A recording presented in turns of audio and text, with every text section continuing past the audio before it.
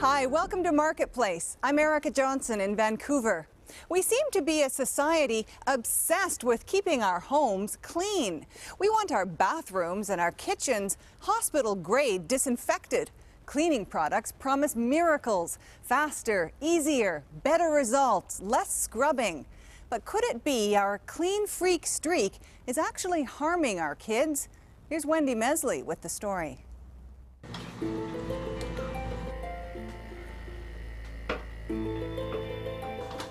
Sean Ellis is hunting for something.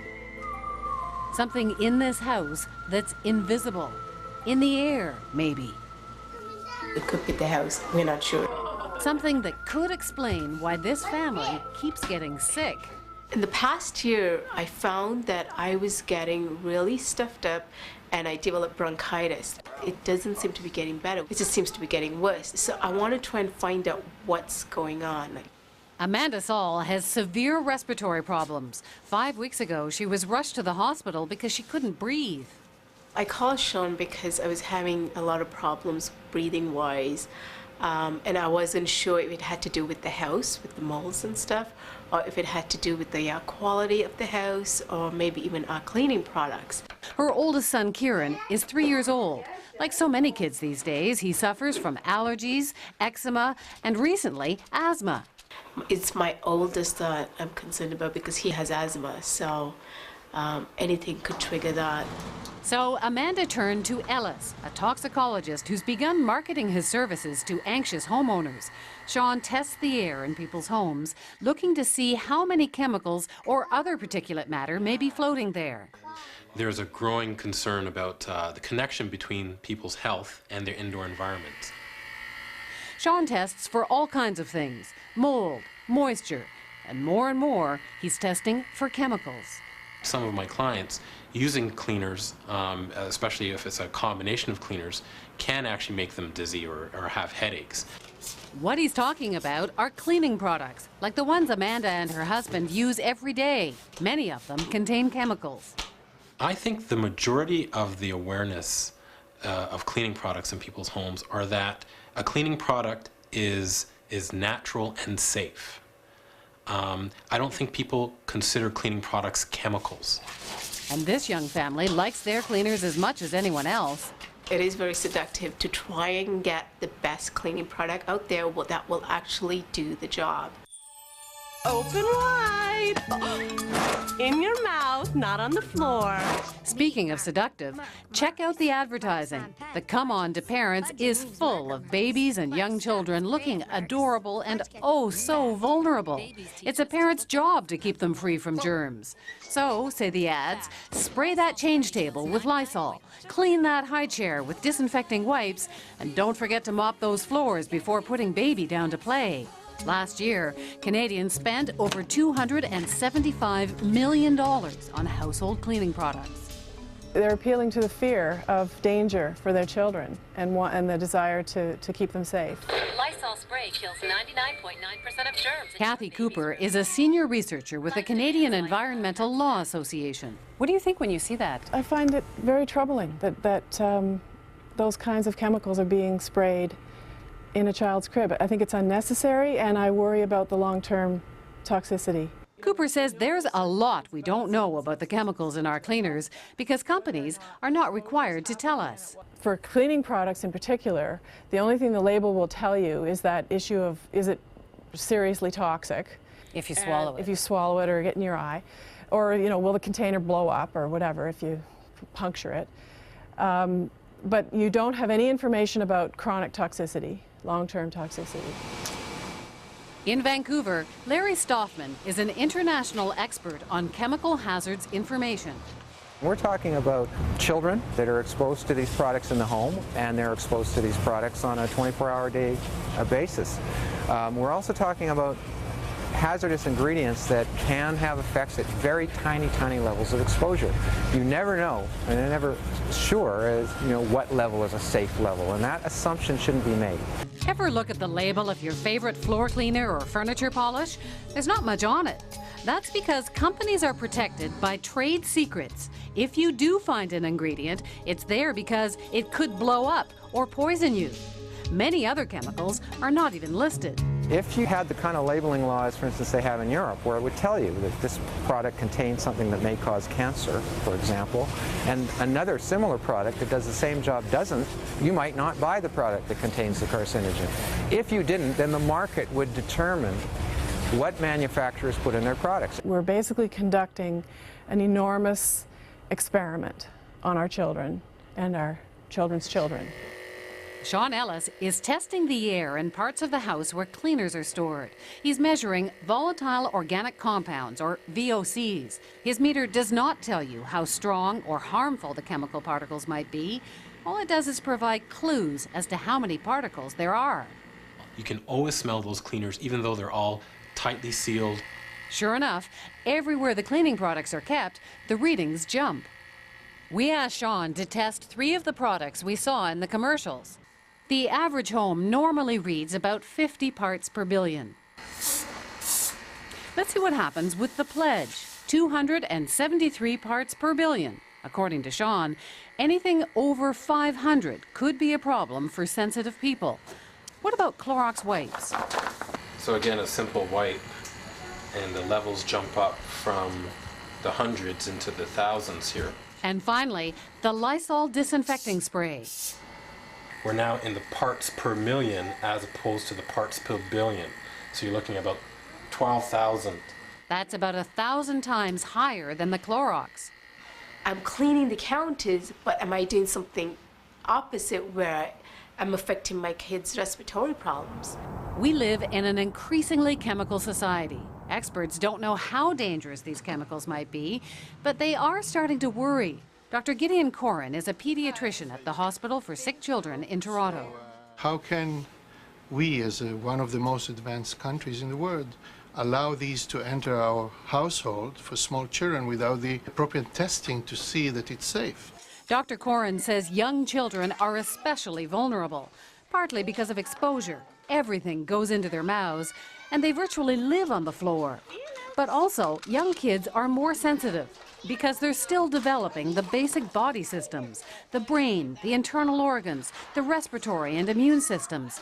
Even the reproductive system is not fully developed until adolescence.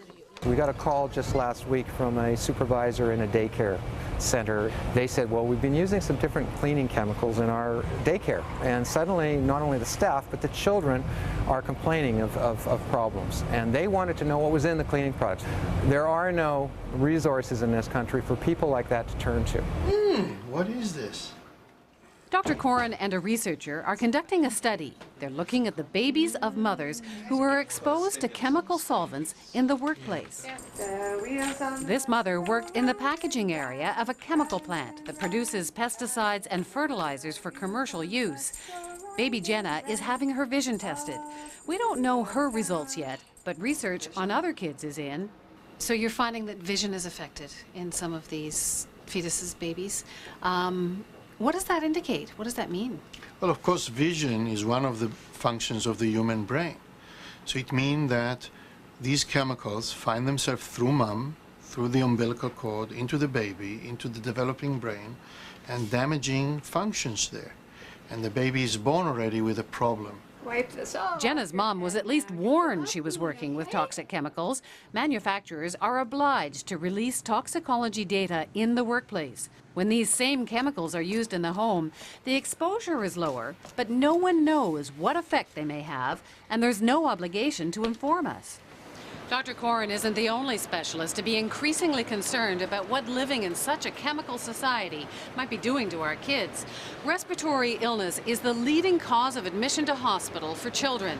Childhood asthma has jumped 400% over the last 20 years.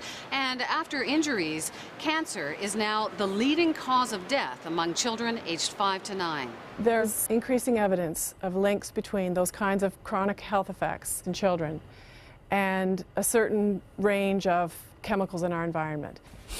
Can you smell? Yeah. So we went to see a chemist, Dr. Virginia Solaris. She's an indoor air quality expert.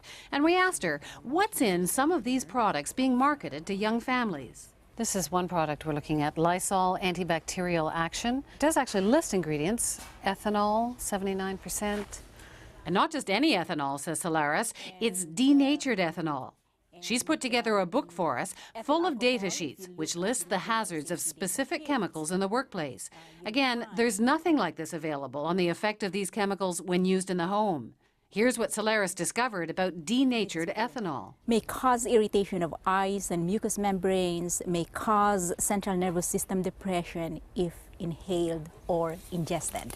So we now know everything that's in the Lysol, do you No. think? No, there's more? Yep, says Solaris, there's also alkyl dimethyl benzyl ammonium chloride. This is a class of compounds that act as a disinfectant or biocide. Which means it's a pesticide. It's harmful by inhalation, ingestion, and through skin contact. So we've learned that in this can, there are products that can cause skin irritation or irritation to the lung, even neurological implications. And yet here they're saying to, spray where kids are, to use it every day or at least use routinely. Is that a good idea? Well, that's something that the parents should think about. Do they want to spray the air that people are breathing, or their kids, the toys or surfaces that the children are touching? Do they want them sprayed? Okay, now this is Clorox disinfecting wipes. It says to wipe surfaces throughout the house, kitchen, and bathroom. Playpens. It lists two products, dimethylbenzyl ammonium chloride and dimethylethylbenzyl ammonium chloride. Again, like in the Lysol, more pesticides with possible harmful effects. If you find that it has an ingredient which is a chemical, you can't even pronounce it, you don't know what it is, you don't know how it can affect you, I think it's about time you think, should I be using this? Now here is another product. This is Pledge. There's no ingredients listed at all. Again, Dr. Solaris has done her homework. It has silicones and it has butane gas. Like in a lighter? Isobutane, yes, and propane. Like in the barbecue? Exactly. So what do they do, butane and propane? May be harmful if inhaled. Eye irritant and narcotic, meaning it can affect the brain. And then there's the glass cleaners. What's in them? Some of them have what are called glycol ethers. There's concern over these products because for workers who are exposed occupationally, they've been seeing some reproductive effects, and so in the semiconductor industry, they're being phased out. What about all the laundry detergents and fabric softeners? I think people assume that they're safe. Is there any cause for concern with chemicals in those? You'd be amazed at the number of chemicals that are used in detergents. They have chemicals to prevent the dirt from sticking back onto the clothing. They've got chemicals to oxidize, and of course you've got the perfumes. You may not be rinsing away all of those chemicals. What kind of exposure do you need to those chemicals before it's harmful? We don't really know. But we know at some level it can be harmful. That's right. They sure know a lot more about chemicals used outside of the home, where workers have to be informed. Workers have a right to know in this country what they're working with, what they're exposed to, what the health hazards are. Stoffman helps run a watchdog group that looks out for the health and safety of workers. There's a labeling system in the workplace that has symbols for both acute and chronic hazards and statements that are supposed to warn you about those hazards. It will disclose whether it contains a carcinogen in it or a reproductive toxin or some other chronic health hazard. Some of these same chemicals are in consumer products, but there's nothing on the label like that for the consumer product. All household cleaners fall under the Hazardous Products Act, which is almost 40 years old. They're also regulated by something called the Consumer Chemicals and Containers Regulations. Labels are required to provide hazard symbols like poison and flammable, and they have to give information about first aid treatments for those ingredients. But there's no requirement to list other chemicals that could cause long-term health effects, and no warnings that say anything like may cause respiratory problems. People assume that if it's on the shelf, it's been tested, it's safe. And you can't make that assumption all the time. You can't. Not with the regulatory framework that we have in place. People make that assumption because they trust the government agencies are actually looking after that. Yeah, and they shouldn't make that assumption with respect to the Hazardous Products Act in particular. That's a federal law that desperately needs to be updated. It only reacts to problems after they've been identified. And When people start getting sick? Sick or dying. I mean, the kinds of regulations that have been put in place have to do with where children's sleepwear has caught fire, or cords have gotten around their necks, or we found or lead in the paint on cribs, or all of those kinds of things. Those regulations were not put in place until after serious and/or fatal health problems occurred. There's some lapsus, some gap in the way we think.